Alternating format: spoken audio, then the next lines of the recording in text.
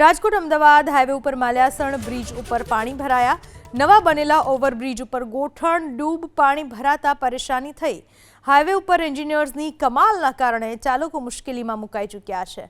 અત્યાર સુધી મોટે ભાગે આપણે જોયું છે અંડરબ્રિજમાં પાણી ભરાય, પરંતુ આ છે માલ્યાસણનો ઓવરબ્રિજ કે જ્યાં પાણી ભરાતા લોકોને મુશ્કેલી પડી રહી છે। ઓવરબ્રિજ ઉપર આટલી હદે પાણી ભરાઈ ચૂક્યા છે કે લોકોના વાહન જો ત્યાંથી પસાર કરવામાં આવે તો વાહનમાં પાણી ઘૂસી જાય અને વાહન બંધ થઈ જાય એ વાત ચોક્કસથી સાબિત થાય છે અહીંયા।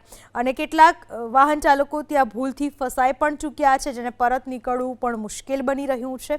તો કેટલાક વાહન ચાલકો બ્રિજના છેડેથી જ ટ્રાફિક જોઈને પરત ફરી રહ્યા છે। આ દ્રશ્યો છે, મતલબ કે એન્જિનિયર્સે કેવી બુદ્ધિ વાપરી હશે એ પણ ખરેખર અહીંયા જોઈ શકાય છે। આટલી બધી ચૂકવણી કરવામાં આવી હોવા છતાં આ વિશે વધુ માહિતી આપવા આપણી સાથે ફોન લાઈન પર અમારા સંવાદદાતા જોડાઈ ચૂક્યા છે।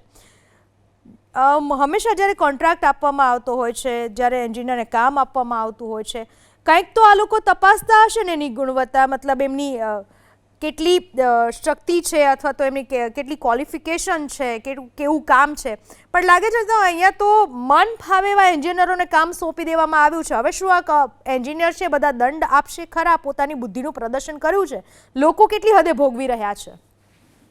ચોક્કસ પહેલા તો અત્યાર સુધીમાં રેકોર્ડ બ્રેક આ સમાચાર કહી શકાય, કેમ કે રાજકોટ અમદાવાદ હાઈવે ઉપર ઓવરબ્રિજ ઉપર પાણી ભરાયા છે। સામાન્ય રીતે અંડરબ્રિજમાં પાણી ભરાય તો એક સામાન્ય બાબત કહી શકાય, ભરાઈ શકે, પરંતુ રાજકોટ અમદાવાદ હાઈવે જે અત્યારે હજી પણ તેનું કામ અધૂરું છે કુવાડવા પાસે, અને આ માલ્યાસણનો જે વિડીયો અત્યારે ત્યાંના સ્થાનિક વાહન ચાલકો છે તેમણે આપણને મોકલા છે।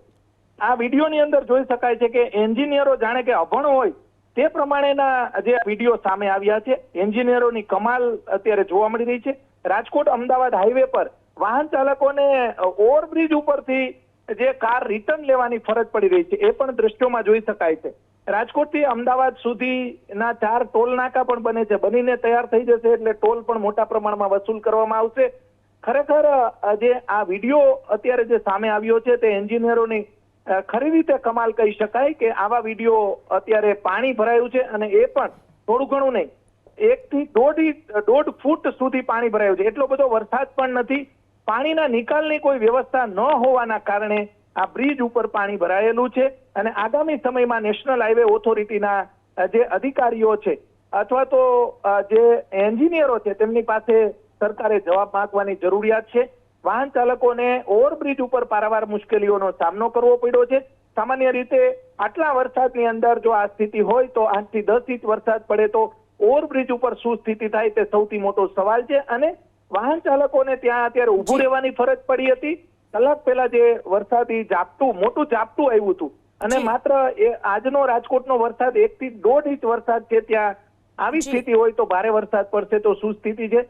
જે એન્જિનિયર છે તેની સામે સરકાર અને નેશનલ હાઈવે ઓથોરિટીના જે અધિકારીઓ છે, હાઈવેના અધિકારીઓ છે, તેમને જવાબ માંગવો જોઈએ। ચોક્કસથી આભાર આપનો તમામ માહિતી બદલ।